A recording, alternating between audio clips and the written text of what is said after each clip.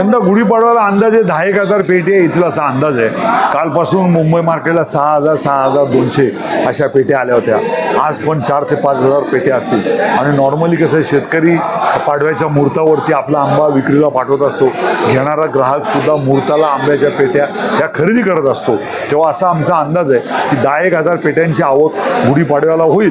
परंतु आपण जर गेल्या वर्षी गुढीपाडव्याची आवक आणि यंदाची गुढीपाडव्याची आवक ह्याची जर तुलना केली तर गेल्या वर्षी माझ्या हिशोबानं 25,000 ते 30,000 पेट्यांची आवक होती, ती यंदा 10,000 पर्यंत सीमित होईल। कारण यंदा उत्पादन हे फार मोठ्या प्रमाणामध्ये घटलं आहे, कारण निसर्गानं फार मोठा आघात कोकणातल्या शेतकऱ्यावर केल्यामुळे यंदा उत्पादन हे कमी आहे। दर अंदाजे आत्ता जे दर आहेत हे डझनाला 1,000 रुपयापासून तर 2,000 रुपये डझन, म्हणजे एकदम अप्रतिम आंबा जो आहे तो 2,000 रुपये। पण जनरल जे डझनाचे रेट झालेले आहे हे 1,000 रुपयापासून तर 1,500 ते 1,800 रुपये ह्या भावानं सध्या आंब्याचे दर होलसेल मार्केटला कच्च्यामध्ये, ते रिटेलमध्ये जाताना थोडेसे महाग विकले जातात, कारण आंबा पिकताना 15-20% आंबा हा रिजेक्ट होत असतो, त्याच्यामुळे त्याची कॉस्ट वाढत असते।